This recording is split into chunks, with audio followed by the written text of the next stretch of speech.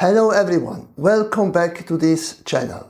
Today we are diving into a fascinating and often misunderstood topic. Did you know that Turkish Muslims announced the call to prayer, the so-called adhan, for nearly 2 decades in Turkish and not in Arabic? Let's uncover surprising differences between Arab Islam and Turkish Islam. The differences between Arab Islam and Turkish Islam.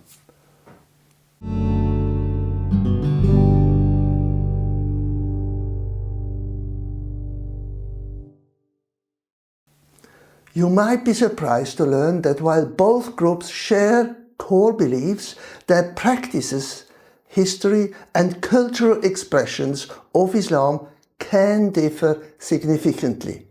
Stick around to learn when and why these differences began, why tension has existed between Arabs and Turks historically, and what the Hagia Sophia in Istanbul symbolizes in this context, and who some consider the true Muslims, Turks or Arabs. By the end, you will have a clearer understanding of how Islam is practiced differently across these regions and why these differences matter even today. And if you want an even deeper dive into this topic, check out my book, Ask Your Muslim Friend, where I cover this section in 1.6.12. The link is in the description below. Let's get started. The divide between Arab and Turkish Islam dates back centuries, primarily to the rise of the Ottoman Empire. During the Ottoman period, Turkish forces conquered large portions of Arab lands, including the two holiest cities in Islam, Mecca and Medina. For many Arabs, the memory of this conquest remains painful, leading to historical grudge against the Turkish rule. As you can see in this map from section 1.1.5 of my book, the Ottoman Empire controlled a vast portion of the Arab world for centuries. The occupation and oppression experienced during this time left scars that are still visible in Arab-Turkish relations today. While both Arab and Turkish Muslims are predominantly Sunni, their approach to Islam law differs. For instance, I once attended a Friday prayer service in a Turkish mosque and was surprised to see how different the atmosphere and practice were compared to an Arab mosque I had visited earlier. Here are some key distinctions. First, the schools of Islamic law. Turkish Muslims typically follow the Hanafi school, known for its more flexible and rational approach to Islamic jurisprudence. Arab Muslims often follow the Shafi or Hanbali schools, which can be stricter, especially regarding punishments. Secondly, the prayer language debate. Arabic is traditionally the universal language of Islamic prayer. However, Turkish Muslims have questioned this, arguing that prayer in Turkish allows for greater understanding. Did you know, between 1932 and 1950, the Turkish government mandated that the adhan, the so-called call to prayer, be recited in Turkish instead of Arabic. Thirdly, alcohol consumption. While alcohol consumption is generally prohibited in Islam, Turkish Muslims tend to have a more relaxed attitude, especially in more secular or tourist-heavy regions. What do you think? Should prayer always be conducted in Arabic, or is it okay for Muslims to pray in their native language? Let me know in the comments.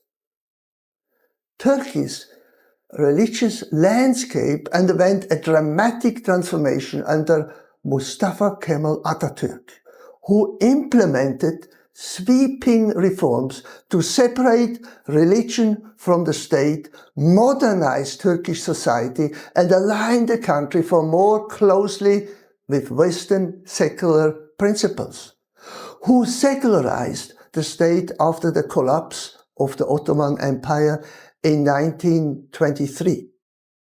Atatürk banned Islamic courts, discouraged religious attire, and introduced secular education.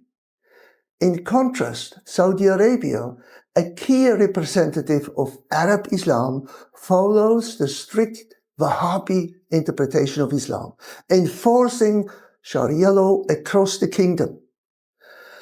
However, under President Erdogan, Turkey has seen a resurgence of Islamic conservatism, a move that has raised eyebrows both domestically and abroad. A powerful symbol of this shift is the Hagia Sophia building in Istanbul. Its reconversion into a mosque in the year 2020 sparked international debate, with many Western governments and UNESCO expressing concern about the altering a site of a shared cultural heritage. Here is a quick historical timeline. Built in 537 AD, it was built as a Christian cathedral. Then it was converted into a mosque in 1453 after the Ottoman conquest. Turned into a museum, it was in 1935 by Atatürk's secular government. And then it was reconverted into a mosque in the year 2020, sparking international debate. For many Arab Muslims, this move was a statement of Turkey's Islamic revival. But for Turkish Muslims, it represented reclaiming their Islamic heritage. What is your take? Museum or mosque? Drop your opinion below. The historical rivalry has also fueled present-day prejudices. Let me share a personal story. Once I visited an Arab-dominated mosque and mentioned that I also visited a nearby Turkish mosque. My Arab friend immediately grew tense, cautioning me against going there, saying that Turkish Muslims aren't real Muslims and warning that their practices deviate from true Islamic teachings. The intensity of his response left a lasting impression on me, highlighting just how deeply these divisions still resonate today. The reaction was immediate. My Arab friend warned me against going there, saying Turkish Muslims aren't real Muslims. So how can Christians and Muslims discuss these sensitive topics without causing friction? Ask, don't argue. Start conversation with genuine curiosity rather than debate. Focus on shared values like grace, respect, and compassion.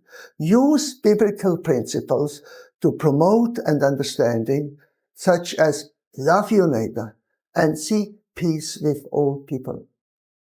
Understanding these differences doesn't just satisfy curiosity.